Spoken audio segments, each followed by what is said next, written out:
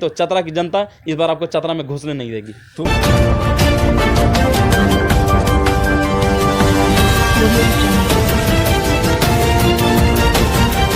सुबोध पासवान जी, झारखंड प्रदेश युवा राजद के प्रवक्ता का दायित्व है आपको।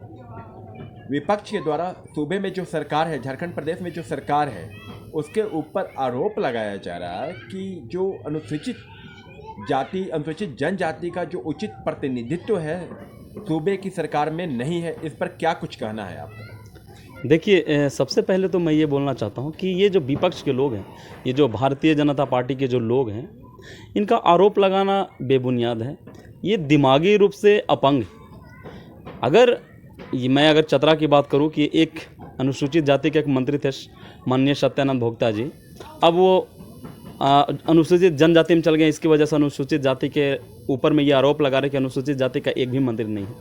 मैं यह बताना चाहता हूं कि जो कार्यकाल था, जो हेमंत सोरेन के अंतर्गत में जो कार्यकाल था, एक कार्यकाल में वो तो अनुसूचित जाति को ही अपना मंत्री बनाए थे, श्रम कल्याण मंत्री। लेकिन अब किसी तरह से संविधान के कुछ अनुरूप या अनुच्छेद में कुछ चेंजेस होता है, कोई एक जाति विशिष्ट अगर किसी अन्य जनजाति में शामिल हो जाता है या फिर आदिवासी में शामिल हो जाता है, तो इसके लिए कहीं ना कहीं सरकार तो दोषी नहीं है।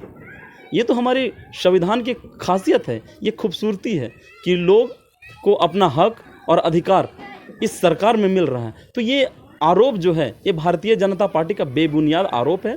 लोग बोलते हैं, इन लोग का कोई मुद्दा नहीं बचा है, कोई कुछ भी ऐसा मुद्दा नहीं है जो इन लोग राज्य सरकार को घेर सके। इसके लिए इन लोग तरह तरह का स्कैंडल, कभी सरकार को परेशान करने के लिए तरह तरह का मनगढ़ंत कार्य करते रहते हैं, जिससे हेमंत सरकार बदनाम हो जाए। लेकिन ये जो SC ST और OBC और हेमंत की जो सरकार है, ये मजबूती के साथ आम जन के साथ खड़ा है और आम जन को इसमें एक विश्वास है और हमें पूर्ण विश्वास है कि हेमंत सोरेन की जो सरकार है वो 5 साल अपना कार्यकाल पूरा करेगी।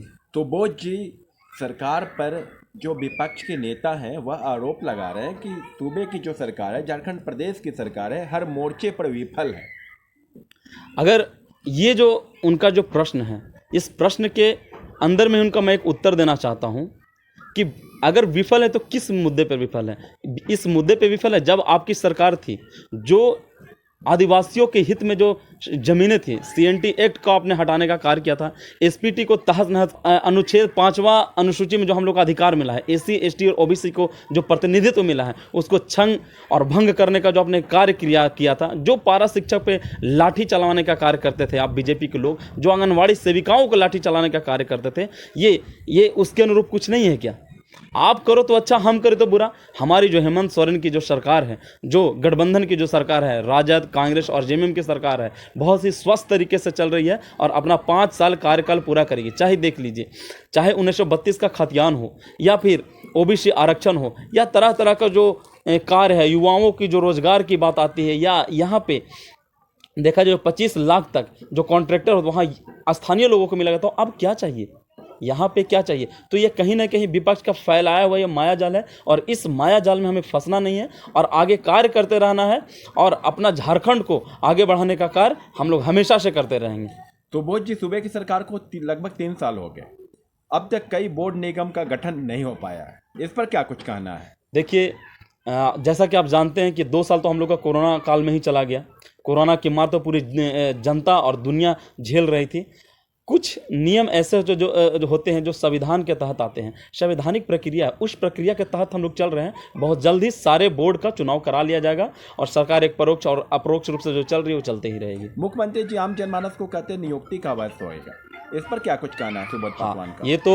ये तो जग जाहिर बात है कि जिस तरह से नियुक्ति वर्ष हो रहा है, जिस तरह से युवाओं को रोजगार मिल रहा है, ये कहीं ना कहीं सरकार को बधाई के पात्र हैं। दूसरी बात, घर घर जाके ये एक सरकार एक पहली ऐसे कार्य करती है जो घर घर जाके नियुक्ति पत्र देती है, चाहे वो हॉकी खिलाड़ियों का मामला हो या कबड्डी खिलाड़ियों का मामला हो या अभी क्रिकेट बोर्ड में एक हमारे भाई, आदिवासी भाई चयनित हुए हैं, उनको भी मैं सुन रहा हूँ कि हेमंत सरकार के द्वारा उनको भी नौकरी दिया जा रहा है। तो कहीं ना कहीं ये मेरा खूबसूरती है और इसमें कहना दो राय नहीं कि ये नियुक्ति वर्ष ही हम लोग के लिए काफ़ी ही अच्छा है और प्रेरणादायक है।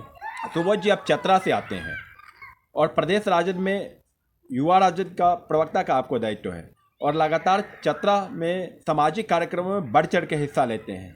क्या कुछ उद्देश्य है, कुछ महत्वाकांक्षा तो नहीं? नहीं, मेरा उद्देश्य है आम जन को सेवा करना। हम लोग चतरा की धरती पे जन्मे हैं, पले बढ़े और वहीं मर जाएंगे। चतरा में जो होना चाहिए था, जो कार्य होना चाहिए था, जो सेंट्रल गवर्नमेंट के अनुसार जो कार्य होना चाहिए था, वो कार्य नहीं हो पाया। मैं पूछना चाहता हूँ वहाँ की जो सांसद हैं सुनील कुमार सिंह जी से, 10 साल लगभग उनका कार्यकाल 2 टर्म्स रहा, उन्होंने चतरा के लिए क्या कार्य किया? पहला कार्य क्या हमारे बच्चे का जो भविष्य इंजीनियरिंग में नहीं है, हमारे बच्चे का जो भविष्य मेडिकल में नहीं है, कहाँ है? एक भी ना ही इंजीनियरिंग कॉलेज है, ना ही मेडिकल कॉलेज है, ना ही मैनेजमेंट का कोई कॉलेज है, ना ही कोई ढंग का यूनिवर्सिटी है, ना ही रेलवे का कोई सही तरीक़े से कार्य किया गया है, ना ही एयरपोर्ट के बारे में किसी को चिंता है। बस वो यूपी से आते हैं, हर बार चुनाव लड़ते हैं, लोगों को बेवकूफ़ बनाते हैं और किसी तरह जीत जाते हैं, फिर अनुसूचित जाति या जनजाति के यहाँ जाकर खाना खाते हैं और अपने आप को सांसद हैं सुनील कुमार सिंह जी, उनको अपना दायित्व समझना पड़ेगा कि बाहरी से आकर यहाँ पे अब लोकसभा का चुनाव लड़के जो जीत गए, चतरा की जनता ने आपको जो सराखों पर बैठा है उस अनुरूप आपको कार्य करना पड़ेगा, नहीं तो चतरा की जनता इस बार आपको चतरा में घुसने नहीं देगी। सूबे की सरकार में प्रतिनिधित्व जिनका है वह भी चतरा से जीत के आते हैं, उस पर क्या कुछ कहना है? बहुत ही सुखद कभी कभी हम लोग को ये क्षण लगता है कि हमारे जो मंत्री हैं सत्यानंद भोक्ता जी काफ़ी अच्छा कार्य कर रहे हैं। गठबंधन की सरकार में मंत्री है, अहम और राष्ट्रीय जनता दल के एक प्रमुख अंग का हिस्सा है, तो कहीं ना कहीं खुशी होती है कि इसी तरह से हम लोग आगे बढ़ेंगे और मिलजुल कर कार्य करेंगे और चतरा के कार्यों को आगे बढ़ाएंगे और सफल बनाएंगे। विपक्ष के लोग सूबे की सरकार पर यह आरोप लगा रहे हैं कि जो 1932 खतियान है और स्थानीय नीति जो कैबिनेट से पास कराया गया है, जिसके संदर्भ में सरकार ने विधानसभा से पास कराने का आश्वासन दिया है, इसके संदर्भ में क्या कुछ कहना? चूंकि विपक्ष का आरोप है ये लॉलीपॉप बता रहे हैं। सर दर्द होगा, भारतीय जनता पार्टी को दर्द होगा, चूँकि कहीं ना कहीं ये जो डिसीजन है 1932 वाला, ये आम जनमानस के लिए सुखद अनुभव है। हाँ, ये एक संघीय प्रणाली है, उस प्रणाली के तहत अभी हम लोग चलेंगे, बहुत सारा कार्य बचा हुआ है, उस कार्य को निष्पादन करते हुए हम लोग कदम से कदम आगे बढ़ेंगे और झारखंड में एक नया सवेरा, नया आगाज। के नेताओं का सूबे की सरकार पर, झारखंड सरकार पर यह आरोप है कि जन आकांक्षाओं पे खरा नहीं उतरे। भैया हम लोग तो काम करने वाले कामगार हैं और वो नाम वाले हैं, नामदार हैं। वो जब उनको सत्ता मिली थी तो वो तो अपना सारा समय हाथी उड़ाने पे लगा दिए थे, मोमेंटम झारखंड के ऊपर में। अब जब यहाँ काम करने वाली जब सरकार आई है तो दर्द तो होगा, काफ़ी उनका सीने में जो दर्द है, दर्द की शिकायत तो होगी विपक्ष को, लोगों को। लेकिन यह झारखंड है, एक आदिवासी का बच्चा मुख्यमंत्री के कुर्सी पर बैठेगा और बैठा हुआ है और कार्य करेगा और अगले 50 साल तक मुख्यमंत्री का बेटा ही इस कुर्सी पर बैठेगा और झारखंड के कार्यों को बढ़ाता रहेगा। आपको जब समय दिया गया था, आपको भी झारखंड की जनता ने सत्ता की चाबी आपको सौंपी, तो आपने क्या किया? यहाँ को लोगों को टॉर्चर करना स्टार्ट कर दिया, यहाँ के लोगों को मारना पीटना स्टार्ट कर दिया, यहाँ पे डकैती की घटनाएं बढ़ गई थी, बाहरी लोग आकर यहाँ पे हावी हो गए थे। तो क्या मेरा झारखंड वैसा ही रहता? आज ये एक आदिवासी महिला को राष्ट्रपति बनाकर एक आदिवासी बेटा का कुर्सी छीनना चाहते हैं। ये झारखंड के युवाओं को, ना ही यहाँ के लोगों को कभी मंजूर है, ना कभी मंजूर होगा।